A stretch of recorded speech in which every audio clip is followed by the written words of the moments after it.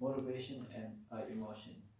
So the subtopic that I will be getting today is display rule and how it affects our understanding of emotion. And so before I talk about display rule, I must explain what motivation and emotion is in order for you to understand properly. So motivation is anything that energizes, directs, or activates you to take any action. For example, this could be like something that makes you want to go play, makes you want to go just basically do any type of action. And emotion is your instinctive state of mind that is derived from your circumstance, your mood, your relationship, and your action.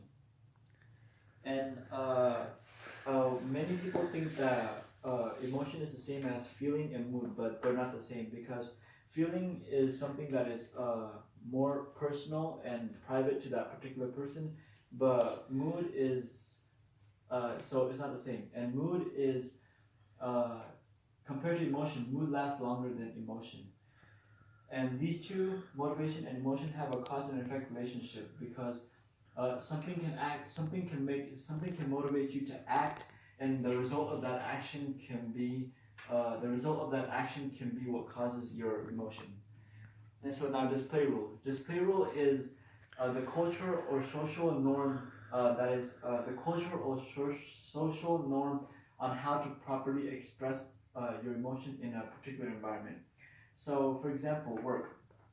There are many types of occupations in the world, and each one has their own environment. And in each environment, there are different emotions, or there are different display rules in every workplace. So, for example, if you were to become a lawyer, then your display rule would be kind of serious. You wouldn't want to act all you want to act all happy. You don't want to act all depressed. You don't want to act all. You don't want to look too. You don't want to look too overjoyed, and so you have to have a pretty serious look. You have to have a pretty serious emotion when you're working. And another thing is a child caretaker. They must have their display rule is mostly happiness. Their display rule is most likely happy, joyful, and entertaining because when you're working with kids, you don't want to look too sad because that'll make them sad, and your whole point is to make them look happy. And so another great example is a funeral and a wedding because these two are completely polar. These two have completely different display rules. So for a funeral, you're gonna want to be acting more depressed and sad, which is different from a wedding, which you are expected to act all happy and cheerful. And so these two environments have their very own display rule. And like if you don't act that way, then it's considered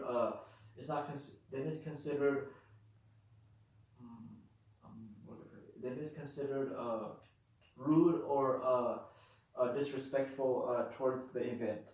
And so another thing that display rule can cause is false impression. This is when, for example, you have a very important competition. You lose that competition, and you tell that other person that he or she did very well, but in reality, you're actually really sad, and you don't want to, and you're actually really sad and want to cry.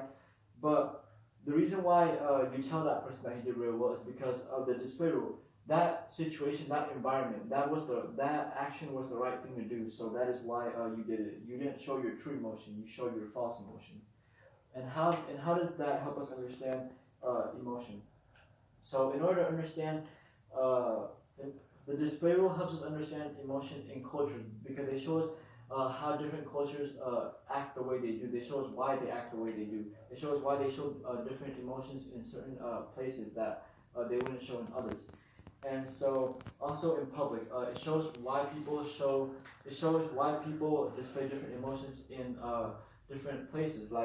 People could show a sad emotion on this part of the town, while others show happy emotion on this side of the town. And display rule helps us understand where and why people do that. And like I said, in funerals and weddings, in events. Display rule helps us understand why people show that particular emotion in certain events. Thank you.